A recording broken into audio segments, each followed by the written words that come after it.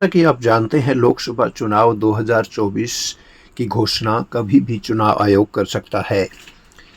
इस चुनाव में भारतीय जनता पार्टी अपने 10 साल के शासन में उपलब्धियां गिनाने की बजाय राम मंदिर, राष्ट्रवाद या न्यू राष्ट्रवाद, इसके अलावा पोलराइजेशन और जातीय गणित के हिसाब से वोट मांग रही है। वो अपनी कोई भी उपलब्धियां गिनाने में नाकाम रही है। वही माना जा रहा है कि मीडिया का एक बहुत बड़ा भाग बीजेपी के प्रचार तंत्र की तरह काम कर रहा है और 400 पार का नारा दे रहे हैं। बीजेपी इस लोकसभा चुनाव में 400 पार तो छोड़िए, अपना पिछला जो प्रदर्शन है जिसमें वो 300 के करीब सीट लेके आए थे, वो प्रदर्शन दोहराने तक में भी बहुत बड़ी मेहनत उन्हें करनी पड़ेगी। ये मैं क्यों कह रहा हूँ? मैं ये इसलिए कह रहा हूँ क्योंकि मुझे ठीक से याद है 2019 का चुनाव में विपक्ष नाम की कोई चीज नहीं थी। उसके कई कारण थे। सबसे बड़ा कारण था पुलवामा अटैक के बाद की गई सर्जिकल स्ट्राइक। उस समय बहुत से वोटर्स यह नहीं जानते थे कि पुलवामा हमले की सच्चाई क्या थी, लेकिन जो सर्जिकल स्ट्राइक की गई उसके ऊपर खुलकर बीजेपी ने वोट मांगा कि घर में घुसकर मारा, और इस तरह से एक जो एग्रेसिव आक्रामक राष्ट्रवाद, एग्रेसिव नेशनलिज्म का जो एक इमेज बनाई गई और एक मजबूत नेता के रूप में नरेंद्र मोदी को पेश किया गया, तो उस लहर में विपक्ष बहुत कमजोर था। उसकी कोई आवाज नहीं थी, उसके पास कोई भी नैरेटिव नहीं था। दूसरा सबसे बड़ा कारण था कि उस समय विपक्ष एकजुट भी नहीं था। चुनाव में जो रणनीति बननी चाहिए थी या जो गठबंधन होने चाहिए थे, उसमें बहुत देरी हो चुकी थी, और एक बड़ा चेहरा जो राहुल गांधी की आज छवि है, उतनी बड़ी कोई छवि उस समय नहीं थी। तो ये कई कारण थे, और सबसे बड़ा कारण ये था कि कोई ऑप्शन जनता को दिखाई नहीं दे रहा था, और जो आक्रामक राष्ट्रवाद है उसकी वजह से सीधा सीधा बीजेपी को बहुत बड़ा फायदा हुआ था। ये मान लिए कि 2 से 4% वोट बैंक सीधा उनको गिफ्ट में मिल गया था, जो वोट सिर्फ पुलवामा अटैक के बाद जो हुई सर्जिकल स्ट्राइक के वजह से मिल रहे थे। आज के दिन अगर चुनाव होते हैं तो क्यों मुश्किल है बीजेपी को वो प्रदर्शन दोहराना? उसका मैं कारण बताता हूँ। उसका सबसे बड़ा कारण यह है कि सर्जिकल स्ट्राइक करने के बाद पुलवामा हमले की जो सच्चाई सामने आई कि जो इतना बड़ी मात्रा में आरडीएक्स अंदर कैसे आया, उसकी कोई जांच नहीं हुई। भारतीय जनता पार्टी या मौजूदा सरकार ये बताने में नाकाम रही कि वो आरडीएक्स क्यों आया, किसकी कमजोरी की वजह से आया, उसकी जांच में कौन दोषी पाया गया, किसको आइडेंटिफाई किया, किसी ने कोई जिम्मेवारी नहीं ली। दूसरा सबसे बड़ा कारण आपको मैं बताता हूँ। एक तरफ आप घर में घुसने की बात कर रहे थे 2019 में, उसके बाद लद्दाख में चीन ने हमारा कितना क्षेत्र और कब्जा कर लिया। पेंगोंग लेक पर किस फिंगर पॉइंट तक भारतीय सेना पहले पेट्रोलिंग करती थी, और वहां जो डिस्प्यूट हुआ, तो एक बड़ा जो वर्ग ये मानता था कि मोदी जी बहुत मजबूत नेता हैं, उन्होंने कहा कि चीन के सामने आप ऐसे घुटने कैसे टेक रहे हो, आप ऐसे रेंग कैसे क्यों रहे हो, आप अभी क्यों नहीं अपनी आंख दिखा रहे हो, या अपनी संप्रभुता की, अपनी जमीन की रक्षा क्यों नहीं कर पा रहे हो। और ये जितने भी रिपोर्ट्स आई न्यूज चैनल्स की और दिखाया गया और पूछा गया सवाल, तो कोई स्पष्ट जवाब सरकार आज तक नहीं दे पाई है इस मुद्दे के ऊपर। तो ये फेल हो गया। इसके बाद कई क्राइसिस पिछले 5 साल में देश ने देखी हैं, जिसमें सबसे बड़ी पूरी दुनिया में कोरोना महामारी में जो सरकार का फेलियर रहा। उसके अलावा जो राष्ट्रवाद को ही अगर हम बात करें तो काउंटर करने के लिए एक सबसे बड़ा नैरेटिव जो हुआ वो यह है कि अग्निवीर योजना जो लाई गई वो बिल्कुल किसी की मांग नहीं थी, और जिस हिसाब से लाने के बाद 1.5 लाख के करीब युवाओं जो सेना में या भारतीय नौसेना में या एयरफोर्स में वायुसेना में जाने को लिए, जिसने सभी टेस्ट पास कर लिए थे, सिर्फ ज्वाइनिंग का इंतजार था। और उसी समय ये अग्निवीर योजना आती है और उन सब लड़कों को जो ज्वाइन करना चाहते थे सेना में, बहुत कंपटीशन करने के बाद अंतिम जो सेलेक्ट होते हैं, जो चयन होते हैं, उसमें पहुंचे थे और उनको अंततः नौकरी नहीं दी गई और एक नई योजना लाई गई, अग्निवीर, जिसका विरोध युवाओं ने इस कदर किया। और उन्हीं राज्यों में जिन्होंने मोदी सरकार को सबसे ज़्यादा सीटें दी थी, उत्तर प्रदेश और बिहार, सबसे ज़्यादा ट्रेनें जलाई गई, सबसे ज़्यादा विरोध हुआ युवाओं का, और वो विरोध आज तक हो रहा है। तो ये मानिए कि राष्ट्रवाद का जो मुद्दा जो 2019 में चला था, वो बिल्कुल फ्लॉप शो साबित हो रहा है 2024 में। उससे कितना बड़ा डेंट बीजेपी को लगेगा, कितने परसेंट वोट कम होंगे, अगर 4-5% वोट भी इधर उधर हो गए पिछले प्रदर्शन से, तो आप मानिए कितनी सीटों का नुकसान हो सकता है। एक और मैं कारण बताता हूं। उसके बाद सबसे ज्यादा जो मोदी सरकार का हमारे देश में जो दो बड़े सेंटिमेंट हैं, किसान और जवान। तो जवानों का मैंने आपको बता दिया, अब किसानों की सुनिए। 2020 में ही लॉकडाउन में, कोरोना काल में, अध्यादेश के माध्यम से कृषि कानून लाए गए, कृषि व्यापार कानून कहेंगे उनको, और चोरी छिपे वो एक WTO के जो रिकमेंडेशंस हैं सभी देशों को, वो लागू करने की कोशिश की गई। किसानों ने उसको भांपा। एक बड़ा आंदोलन पंजाब से शुरू होकर हरियाणा, पश्चिम उत्तर प्रदेश, राजस्थान होते हुए देश भर के किसानों को जागरूक करने के लिए फैला। आंदोलन इतना लंबा चला कि जो मोदी सरकार कभी जिसने यूटर्न नहीं लिया था, अपने जो फैसलों से वापसी नहीं की थी, आखिरकार 13 महीनों के बाद 700 किसानों की बॉर्डर्स पर डटे रहने, आंदोलन करते वक्त मौत होने के बाद प्रधानमंत्री माफी मांगते हैं और कृषि कानूनों को वापस लेते हैं। तो जो दो बड़े वर्ग वोट देने वाले थे, जवान और किसान, और किसानों के बेटे ही जवान हैं, तो जो ग्रामीण भारत का जो परिस्थिति है, वहां जवान और किसान ही आपको मिलेंगे। वो दोनों वर्ग खासा नाराज हैं। इन 5 सालों में मोदी सरकार की जो व्यापारियों के और बड़े बड़े पूंजीपतियों के पक्ष की जो नीतियां हैं, वो बुरी तरह से एक्सपोज हुई हैं, खासकर ग्रामीण भारत में। इसके बाद किसानों की कुछ मांगे थी, वो अभी तक नहीं पूरी की गई है। सरकार ने वादा किया था MSP गारंटी कानून का, और भी उनकी मांगे थी।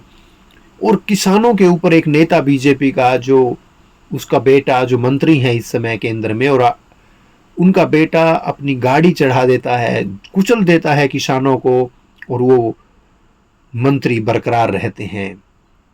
तो ये तो सबसे बड़ी चुनौतियां रही हैं, किसान और जवान। और अगर मैं मानता हूं कि ग्रामीण भारत में जरूर ये बीजेपी को वोटों के रूप में ये बड़ी एक क्षति होगी, और इससे कई सीटों का नुकसान होने का आकलन है। इसके अलावा एक और बड़ा मुद्दा जो पिछले साल शुरू हुआ 2022 के जनवरी, माफ कीजिएगा 2023 के जनवरी महीने में, और वो था भारत की बेटियों का। भारत की वो बेटियां जिन्होंने देश को ओलंपिक्स में मेडल दिलाए, वर्ल्ड चैंपियनशिप में मेडल दिलाए। मैं बात कर रहा हूं रेसलिंग की, भारत की सबसे प्रतिभाशाली और पदक जीतने वाली लड़कियों के और बेटियों के बारे में। उन्होंने आरोप लगाया कि भारतीय कुश्ती संघ का प्रमुख बृजभूषण शरण सिंह यौन उत्पीड़न करता है और तरह तरह से शोषण करता है महिलाओं का।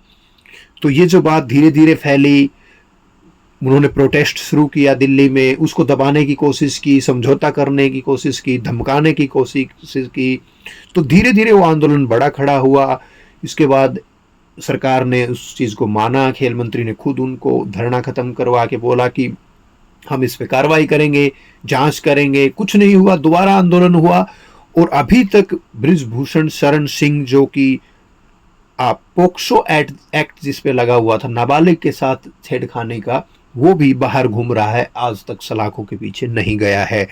तो इससे जो ग्रामीण भारत की और जो खेलों में जो भी जो जिसको हम कहेंगे एडवांस जो विजन रखते हैं लोग और अपने बच्चों को लड़के और लड़कियों में अंतर नहीं करते, खेलों में लड़कियों को प्रमोट करना चाहते थे, उनको एक बड़ा गहरा धक्का लगा कि खेलों में क्या हो रहा है और सरकार कोई सुनवाई नहीं कर रही है सिर्फ इसलिए कि बृजभूषण शरण सिंह का दबदबा है कुछ सीटों पर, कुछ चुनावी फायदा होने वाला है उनसे। तो ये भी एक बड़ा डेंट था और विश्व स्तर पर एक बड़ा डेंट लगा, क्योंकि वर्ल्ड रेसलिंग फेडरेशन ने भी भारतीय ओलंपिक संघ को और भारतीय कुश्ती संघ को कई बार मतलब डांट लगाई, चुनाव करवाने की डांट लगाई और कहा कि ये क्या कर रहे हो आप आपके पदक विजेता और सम्मानित खिलाड़ियों के साथ। तो ये एक बहुत बड़ा मुद्दा था और अभी भी है, और अभी भी इस मुद्दे की वजह से भारत की ओलंपिक विजेता खिलाड़ी, एकमात्र महिला ओलंपिक पदक विजेता कुश्ती में साक्षी मलिक ने खेलने से भी कुश्ती को ही अलविदा कह दिया कि अगर ये इस जैसे बृजभूषण शरण सिंह जैसे लोग यहाँ रहेंगे तो हम नहीं खेलेंगे और मैं खेल को त्याग कर रही हूँ, और बहुत इमोशनल होकर उन्होंने खेल को छोड़ दिया। तो आप मानिए कि ये 3 बड़े फैक्टर से आप नहीं सोच सकते कि जो एक सामान्य जन है, जो एक ग्रामीण भारत का जो वासी है, वो किसान है, वो उसका बेटा जवान है, बेरोजगार है और वो देख रहा है कि हमारी बेटियां सुरक्षित नहीं हैं, तो अगर 5%, 4%, 3% वोट बैंक भी अगर बीजेपी लूज करती है तो कितना बड़ा नुकसान हो जाएगा, जो कि 2019 में पुलवामा वेव में अपने पीक पर थी बीजेपी, और पीक पर भी कितनी सीटें ले पाई थी आप जानते हैं अच्छी तरह से। तो मैं ये बताना चाहता हूँ, आपको ध्यान दिलाना चाहता हूँ कि जो लोग कहते हैं, जो प्रचार कर रही है बीजेपी, वैसा रियलिटी नहीं है और बहुत बड़ा नुकसान इनको होने की संभावना है। ये जो 3 बड़े मुद्दे बताए मैंने, इसके अलावा जो एक करंट में सबसे बड़ा मुद्दा है, जो फर्स्ट टाइम वोटर है वो भी बीजेपी को वोट नहीं कर रहा है। क्यों नहीं कर रहा है? सबसे बड़ा राज्य जो जिसका रास्ता दिल्ली की कुर्सी तक जाता है, उत्तर प्रदेश, 80 सीटें हैं वहां पर लोकसभा की। कहते हैं कि दिल्ली सिंहासन उत्तर प्रदेश से होकर जाता है। उत्तर प्रदेश में लगभग 9 पेपर लीक हुए हैं। जी हाँ, एक तो भर्तियां निकल नहीं रही है, अनएम्प्लॉयमेंट पीक स्तर पर है। हिंदुस्तान में सबसे ज्यादा इस समय बेरोजगारी है, सबसे ज्यादा युवा बेरोजगार हैं, और उन बेरोजगार युवाओं के जख्मों पर नमक छिड़कता है क्या? ये पेपर लीक। जो बच्चे तैयारी करते हैं, पढ़ते हैं, किसी तरह उम्मीद लगा के बैठे हैं कि उन्हें सरकारी नौकरी मिल जाएगी, जब ये खबर आती है कि जो एग्जाम वो देने गए हैं वो पहले से ही आउट हो चुका है, वो टेलीग्राम व्हाट्सएप पे पहले से ही घूम रहा है, लोग उसको पूरा पढ़कर बाहर फिर देने गए हैं, तो उनका जो सपना है वो चकनाचूर हो रहा है। लोग सड़कों पे आए। यूपी सरकार ने दोबारा पेपर लेने की घोषणा भी की। जो अभी पुलिस का पेपर हुआ था, जो 60 लाख लोगों ने दिया था, वो 60 लाख लोग, जो बच्चे, युवा बच्चे, उनका परिवार भी है। अगर वो अपने परिवार समेत वोट नहीं डालने जाते हैं, बीजेपी को उनके अगेंस्ट वोट करते हैं, तो आप मानिए उत्तर प्रदेश में क्या हालत होने वाली है भारतीय जनता पार्टी की। और सिर्फ ये उत्तर प्रदेश का हाल नहीं है, यही हाल बिहार का है, यही हाल हरियाणा का है। सबसे ज्यादा युवा बेरोजगार हैं इस समय हरियाणा में, देश में बताए जा रहे हैं, जो इजराइल जाकर युद्ध में मरने के लिए तैयार हैं, युद्ध जैसे हालातों में बेरोजगारी की वजह से।